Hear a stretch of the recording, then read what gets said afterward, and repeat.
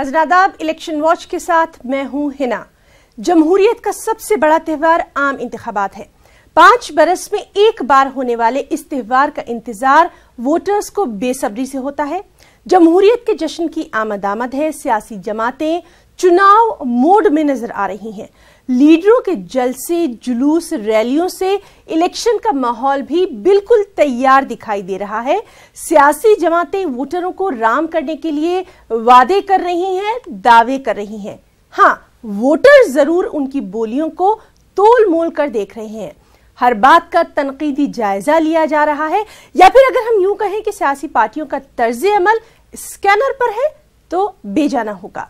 मुल्क भर में इलेक्शन का मंजरनामा कैसा बन रहा है, जमीनी हकायक क्या है, सियासी पार्टियों के दाखिली, खारजी और इलेक्शनी मजबूरियां क्या हैं, और सबसे ऊपर अवाम की तवक्कात क्या हैं।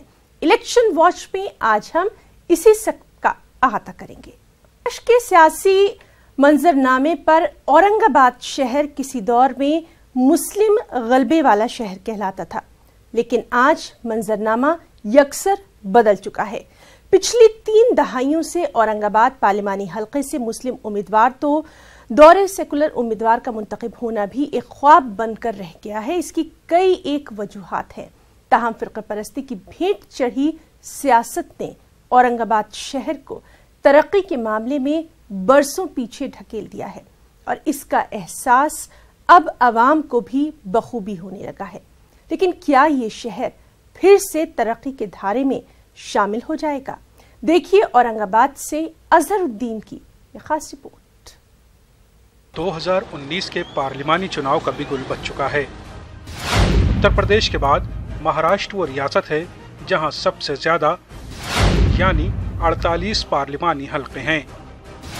इन पार्लिमानी हलकों में मालेगांव धुलिया पार्लिमानी हलका मुस्लिम अक्सरियत के लिए जाना जाता है। इसके अलावा औरंगाबाद, नागपुर, अकोला और जुनूबी मुंबई में मुस्लिम वोटरों की काबिल लिहाज तादाद है जो इंतखाबी नताइज पर असरअंदाज होती रही हैं। औरंगाबाद पार्लिमानी हलके की बात करें तो सन 1980 की दहाई से कबल औरंगाबाद का सदर बल्दिया से लेकर रुकन पार्लिमान तक मुस्लिम हुआ करता था। औरंगाबाद शहर ने मुल्क को डॉक्टर रफीक जकरिया और काजी सलीम जैसे रुकने पार्लिमान दिए, जिन्होंने अपने दौर में मिसाली कारहाय नुमाइयां अंजाम दिए। डॉक्टर जकरिया ने औरंगाबाद में इंडस्ट्री की दाग बेल डाली और औरंगाबाद 80 के दहे में एशिया का सबसे तेज सनती तरक्की का हामिल शहर बनकर उभरा।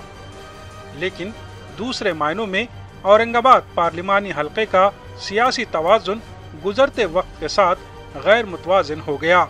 सियासी मुबस्सरीन ने इस पर कुछ इस अंदाज में तबसरा किया। एक वक्त ये भी रहा कि औरंगाबाद का मेंबर ऑफ पार्लियामेंट, औरंगाबाद का एमएलए, औरंगाबाद का म्यूनिसिपैलिटी का चेयरमैन ये मुसलमान रहा है। ये जो डेवलपमेंट है, इस डेवलपमेंट के नाम पर जो कुछ हुआ और उसके नतीजे में यहाँ की जो डेमोग्राफी बदली, अतराफ से जो लोग आए और आबादी का तनासुब मुतासिर हुआ, तो नतीजे में यहाँ वो कैफियत नहीं रह सकी जो माजी में चली आती थी। सन 1986 में शिवसेना ने बल्दियाती चुनाव में शिरकत के साथ औरंगाबाद की सियासत में कदम रखा। इसके बाद फिरका परस्ती का वो कार्ड खेला गया जिसके असरात आज भी औरंगाबाद के शहरियान भुगत रहे हैं। औरंगाबाद को फिरका वाराना खतूत पर तकसीम करने का सहरा इसी पार्टी के सर जाता है। यही वजह रही कि इस हलके से डॉक्टर रफीक जकरिया दोबारा मुंतखब नहीं हो सके। इतना ही नहीं, रियासत के साबिक वजीर आला बैरिस्टर अब्दुल रहमान अंतुले को भी औरंगाबाद हलके से नाकामी का सामना करना पड़ा। सनती तरक्की का नतीजा ये हुआ कि मुसलमानों को रोजगार और सनतें कायम करने के मौके तो नहीं मिल पाए, ताहम इनकी सियासी बिसात भी उलट गई। फिरका परस्ती का कार्ड शिवसेना के लिए जहां इख्तिदार की सीढ़ी साबित हुआ, तो शहरियान के मुकद्दर में हर महाज पर पिछड़ापन और जमूद आया। किसी दौर में तरक्की याफ्ता शहर कहलाने वाला औरंगाबाद हर महाज में पिछड़ता गया। नफरत की सियासत इस शहर में खेली गई और इस तरह से बंटवारा किया गया कि शहर की मुस्लिम आबादी اور نان مسلم آبادی دونوں کا ایسا خلط ملط کر دیا گیا کہ مسلم بیلٹ متاثر ہوا اور ووٹنگ بینک جو تو جسے ہم کہہ سکتے تھے اچھا خاصا متاثر ہوا، جس کی وجہ سے مسلمان مایوسی کا شکار ہوئے، ان کے کاروبار متاثر ہوئے، کئی ان کے جو تو مسائل دن بدن بڑھنے لگے اور مسائل کا کوئی حل کرنے والے نمائندے مسلمانوں میں دوبارہ ہم کو نظر نہیں آئے۔ پچھلی 3 دہائیوں سے اورنگ آباد پارلیمانی حلقے پر شیو سینا قابض ہے، لیکن اتنے طویل عرصے میں ایک بھی ایسا کام نہیں ہو سکا جسے ترقی سے منسوب کیا جا سکے۔ پچھلے 20 برسوں سے شیو سینا کے چندرکانت کھیرے رکن پارلیمنٹ کی حیثیت سے اورنگ آباد کی نمائندگی کر رہے ہیں۔ ان کے دور کو طویل تو کہا جا سکتا ہے، لیکن ایسا کوئی کام نہیں ہو پایا جسے کارنامہ کہا جا سکے۔ اعلیٰ تعلیم کے میدان میں زکریہ کیمپس اور سر سید کالج کے علاوہ اقلیتوں کا تیسرا کوئی بڑا ادارہ وجود میں نہیں آیا۔ ایم پی چندرکانت کھیرے پر یہ بھی الزامات عائد ہوتے ہیں کہ اے ایم یو سینٹر کے قیام میں وہ سب سے بڑا روڑا ثابت ہوئے۔ برسوں پہلے یو پی اے حکومت کے دوران، یو پی اے حکومت سیکنڈ ان کے ٹرم میں سینٹرل گورنمنٹ نے علی گڑھ مسلم یونیورسٹی کا پرپوزل اورنگ آباد کے لیے جیسے پورے ملک میں 5 برانچز قائم کرنے کا منصوبہ بنایا تھا اور اس کو منظوری بھی تھی۔ اورنگ آباد میں ایلورا کے پاس زمین بھی اس کے لیے ریزرو کی گئی تھی، 200 کروڑ روپے فنڈ بھی اس کے لیے مہیا کرایا گیا تھا، لیکن مقامی پولیٹکس اور دوسرے یہاں کے جو ایم پی ہیں ان کی فرقہ پرستی کی وجہ سے اے ایم یو کی جو برانچ اورنگ آباد میں قائم ہونی تھی اس کا قیام بدقسمتی سے ابھی تک عمل میں نہیں آیا۔ شہر کی ترقی تو کئی وجوہات ہے۔ سب سے پہلے یہاں پانی کا بڑا مسئلہ ہے، جو انڈسٹریل جو بڑے بڑے جو انڈسٹری یہاں پہ آنا چاہتے تھے وہ نہیں آ سکے پانی کی وجہ سے، ایک بڑا بنیادی یہاں پہ اس کا فیکٹر ہے۔ دوسرا، یہاں پر جب بھی کوئی انڈسٹریل آیا ہے کوئی نہ کوئی ایسا ماحول بنا دیا ہے کہ یہاں پر ذاتی زیادہ ہے۔ گزشتہ دنوں وپرو کمپنی ہے، عظیم پریم جی یہاں پر آنے والے تھے، ان کا پروگرام پورا طے تھا اور وہ کافی بڑا انویسٹ کرنے والے تھے، لیکن سوئے اتفاق سے بدقسمتی اورنگ آباد شہر کی کہ ان کے آنے کے 2-3 دن قبل یا ہفتہ قبل جو اورنگ آباد شہر میں فساد ہو گیا ہے، جو بہت بڑا مطلب جو ہے اورنگ آباد شہر کے نقصان ثابت ہوا۔ اورنگ آباد پارلیمانی حلقے کے تحت 6 اسمبلی حلقے آتے ہیں۔ اورنگ آباد شہر میں 3 اور 3 تعلقات جات ہیں۔ شہر میں اورنگ آباد مغرب اسمبلی حلقہ، اورنگ آباد مشرق اسمبلی حلقہ اور اورنگ آباد سینٹرل اسمبلی حلقہ شامل ہیں۔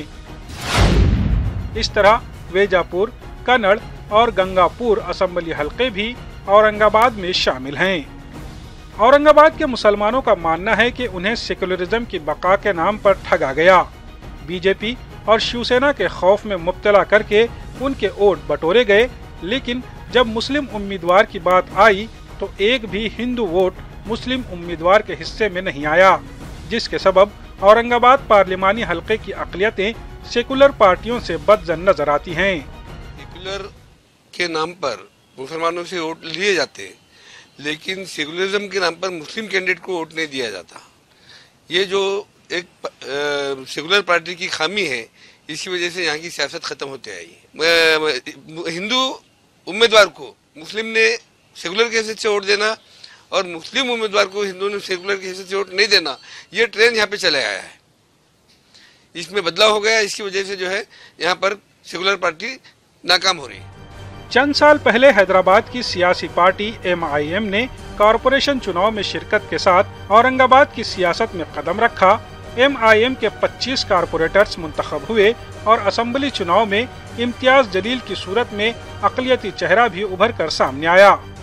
مہاراشٹر کی سیاست میں ایم آئی ایم کے داخلے کو رضاکاروں کی آمد سے تعبیر کیا گیا، لیکن چونکہ اورنگ آباد میں برسوں سے فرقہ پرستی کی آگ میں جھلس رہی اقلیتوں کو ایم آئی ایم کی صورت میں ایک بہتر متبادل نظر آیا، لہٰذا اورنگ آباد کے سیاسی منظرنامے میں تبدیلی ہوئی اور اس کے اثرات بھی ظاہر ہو رہے ہیں۔ مسلمان جو دوسری بڑی آبادی ہے، نہ صرف ملک کی بلکہ ریاست میں بھی، ان کے ساتھ المیہ یہ ہے کہ انہوں نے اپنی حکمت عملی بنانے کی بجائے ہمیشہ انحصار سے کام لیا ہے، اور آج کے حالات نے اس کو مجبور کر دیا کہ صاحب یہ فرقہ پرست نہ آئے، اس لیے بس ان کو جیتنے نہ دو اور ان کو ہرانے کے لیے جو سو کالڈ سیکولر ہے انہیں کو جتاؤ۔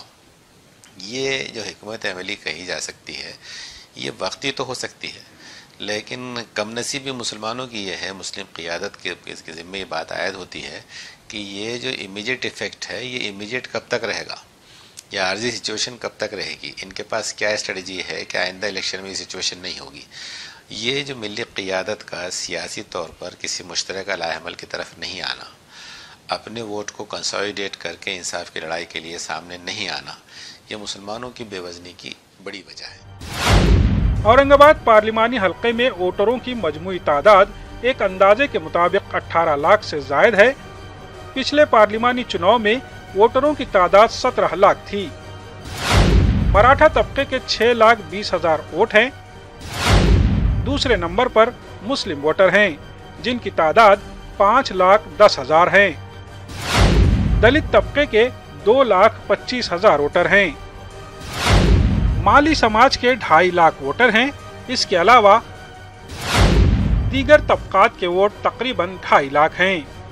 اورنگ آباد پارلیمانی حلقے میں ووٹروں کی رائے دہی کا مجموعی تناسب 55 سے 60% کے درمیان رہتا ہے۔ اس مرتبہ 1.5 لاکھ ووٹروں کا اضافہ ہوا ہے، اس لیے یہ مانا جا رہا ہے کہ جو امیدوار 4 لاکھ سے زائد ووٹ لے گا اس کی کامیابی کا امکان ہے۔ پارلیمانی انتخابات کے نزدیک آتے ہی سیاسی پارٹیوں کے ذریعے جہاں سبھی طبقات کو رجھانے کی کوشش جاری ہے، وہیں کانگریس پر مسلم قیادت کو نظر انداز کیے جانے کا الزام کھل کر لگایا جانے لگا ہے۔ سینئر کانگریس لیڈر اور سابق گورنر عزیز قریشی نے کانگریس پر مسلم قیادت کے قتل کرنے کا الزام لگایا۔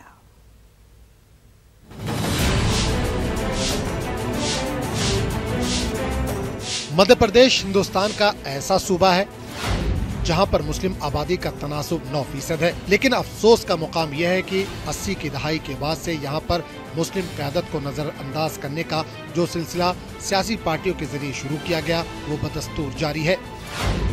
ایم پی اسمبلی کی 230 سیٹوں کے لیے گزشتہ سال ہوئے انتخابات میں کانگریس نے 3 ٹکٹ تو بی جے پی نے محض 1 ٹکٹ دے کر اپنا فرض پورا کرنے کی کوشش کی۔ وہیں پارلیمانی انتخابات کی بات کریں تو گزشتہ پارلیمانی انتخابات میں صرف مدھیہ پردیش ہی نہیں بلکہ چھتیس گڑھ اور پورے سینٹرل انڈیا سے کانگریس اور بی جے پی نے کسی مسلم امیدوار کو انتخابی میدان میں ہی نہیں اتارا۔ Senior Congress leader doctor Aziz Qureshi اسے ایک سازش کے تحت مسلم قیادت کے قتل سے تعبیر کرتے ہیں۔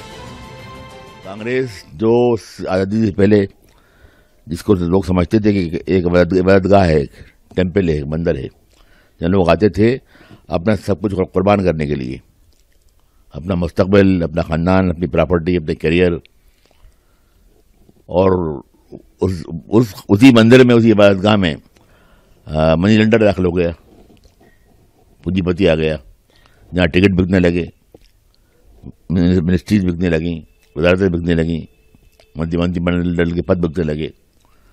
تو یہ کاروبار جب شروع ہوا تو اس میں سب سے زیادہ نقصان ہوا قوم پرست مسلمانوں کا، کیونکہ قوم پرست مسلمان جو تھے وہ کسی احساس کمتری کے شکار نہیں تھے، مطلب ان کے لیے ہندوستان پر ان کا اتنا ہی حق تھا جتنا جواہر لال نہرو کا، جو ہونا بھی چاہیے تھا، کہ اس لیے ان کو بولنے میں، نکتہ چینی کرنے میں، جائز مانگوں کو اٹھانے میں، جائز ایشوز کو اٹھانے میں ان میں کوئی ڈر نہیں تھا، خوف نہیں تھا، کوئی احساس کمتری نہیں تھا۔ آگے یہ بات ہمارے جو اس وقت کے جو ہمارے قائدین تھے، the power that be at the time, ان کو یہ بات گوارا نہیں تھی آگے کہ یہ ہمارے برابری، ہم سے آنکھ میں رکھ کے بات کر رہے ہیں لوگ، اپنا بنا لیا پاکستان، ہم یہاں رہ رہے ہیں اور ہم سے آنکھ میں رکھ کے بات کر رہے ہیں، کن کی کیسی ہمت کیا کہ تو ایک cold blooded murder, planned murder اس قوم پرست مسلمان قیادت کا شروع کیا گیا، اس لیڈرشپ کا۔ ڈاکٹر عزیز قریشی کہتے ہیں کہ کانگریس میں قوم پرست مسلم قیادت کو نظر انداز کر کے ایسی مسلم قیادت کو فروغ دینے کا کام کیا گیا جو مفاد پرست تھے، اور انہوں نے نہ صرف مسلم قیادت کو تباہ کیا بلکہ اپنے مفاد کے آگے پوری قوم کا سودا بھی کیا۔ عزیز قریشی کہتے ہیں کہ جس مدھیہ پردیش سے 1956 سے لے کر 95 تک 3 مسلم رکن پارلیمنٹ لوک سبھا اور راجیہ سبھا میں نمائندگی کرتے تھے، اب اس مدھیہ پردیش سے گزشتہ 20 سالوں سے کسی مسلم نمائندے کو راجیہ سبھا میں نہیں بھیجا گیا۔ گزشتہ 20 سالوں سے لوک سبھا ہو یا راجیہ سبھا، مدھیہ پردیش سے مسلم نمائندگی 0 ہے۔ عزیز قریشی نے کانگریس قیادت کے سافٹ ہندوتو کے نظریے کو بھی تنقید کا نشانہ بناتے ہوئے کہا کہ 2018 کے اسمبلی انتخابات میں मुस्लिम वोटर्स की वजह से ही कांग्रेस ने एमपी और राजस्थान में कामयाबी हासिल की थी। इस बार इससे मुस्लिम क़यादत को फरामोश करना महंगा पड़ेगा। जो लोग अपने मौक़िफ़ पे कायम हैं, जो लोग जानते हैं इस बात को, जिनको अकीदा है अपने ईमान पर, अपने अल्लाह पर, अपनी जमात पर, अपने उसूलों पर, वो उन लोगों का अकीदा बाकी है कि ये अंधेरा छटेगा और नई लोग कौम जा रही है उठा के फेंक देगी, सबको उठा के बर्दाश्त नहीं करेगी इसको आगे। और जो लीडरशिप कांग्रेस की चाहती है कि कायम रहे, उनको भी उठा के फेंक देगी। अब जबकि पार्लिमानी इंतखाबात सर पर है, ऐसे में अजीज कुरैशी जहां मुस्लिम समाज से मुत्तहिद होकर सियासी पार्टियों से अपनी भरपूर नुमाइंदगी का मुतालबा करने की बात कर रहे हैं, वहीं मुस्लिम क़यादत को नजरअंदाज करने वाली सियासी जमातों को भी सबक सिखाने की बात कर रहे हैं। न्यूज़ 18 उर्दू के लिए भोपाल से महताब आलम की रिपोर्ट। बीजेपी के गढ़ कहे जाने वाले हाड़ौती में लोकसभा इंतखाबात की तैयारियां उरूज पर है। साबिक़ उजाला वसुंधरा राजे अपने बेटे दुष्यंत सिंह की लोकसभा सीट पर बूथ लेवल के कारकुनों से लगातार राब्ते में है। मीटिंग्स का दौर भी जारी है। वसुंधरा अपने बेटे को चौथी बार पार्लियामेंट पहुंचाने के लिए एड़ी चोटी का जोर लगा रही हैं। वहीं कोटा बूंदी सीट पर दोनों पार्टियों में कशमकश के हालात बने हुए हैं। कांग्रेस बिना मजबूत दावेदार के एड़ी चोटी का जोर लगा रही है, वहीं बीजेपी अपने कई दावेदारों को लेकर परेशान नजर आ रही है। खास रिपोर्ट।